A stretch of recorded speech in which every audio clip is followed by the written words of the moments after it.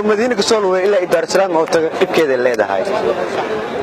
maanta ay tahay maalinta koowaad ee dabaaldega munaasabadda Ciidul Fadriga haddana shacabka ku dhaqan magaalada Muqdisho waxay dhibaato badan ku qabaan isku socodka degmooyinka kala duwan ee gobolka Banaadir kadib markii ay ciidamada ammaanka xireen wadooyinka ugu muhiimsan ee isku socodka gaadiidka iyo dadweynaha magacayga waa Deeq Faarax Jimcaale oo ka imaaday Madiina waxa uu socdaa hadda waxaa marayaan madaxtooyada waxaan u socdaa beerta dadkii faraxsan way lugoynayaan ilmo caruura socdo dadka dhan wada lugoynayaan Soomaha waayo dalkan waa dal magaalada Muqdisho isku socodkiisa waxa ku nool 3 milyan iyo bara ku nool magarad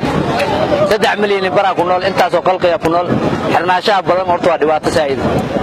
aniga hadda waxaan deganahay xaafad wadaag laan waa bariyan socdaa waa soo lugay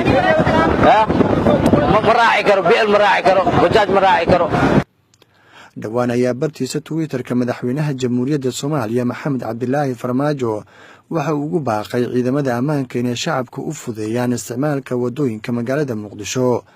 laakiin hadalkaasi madaxweynaha shacabku waxay ku tilmaameen mid beer la xawsi ah oo shacabka lagu dajinayay dawladda waxaan ka codsanaynaa cid waaye in wadooyinka ay noo furaan insha Allah intaas kaliya ka codsanaynaa waxaan ku dhaxday kulli laamigu wadooyinka magaaladu tanta bulshada ayuun baa ku xiran marna la furo marna la xiro marka aad baan ugu faraxsanahay alxamdulillah rabbil caalamiin waxaan leenahay farxad baan ku ciidnay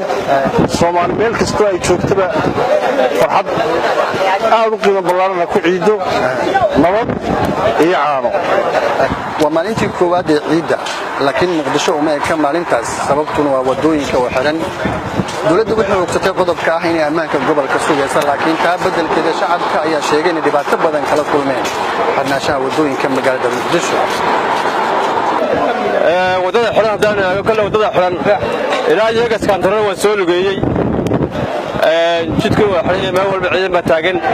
alxamdulillah kullu waxaan maleynayaa nin ka digay dabadii baa meel uga tooban buu waayay wax kale oo jid kale la waayay baan maleynayaa marka insha Allah waxaan leenahay nabadgelyaduna ay noo wacanaato Soomaalina iyadoo wax qabato mooyaan wax soo qabato mooyaan wax meel cid kale uga keeni karto qurumaha ama Afrikaan kale xubin lama tar karo inagu wax u qaban karnaa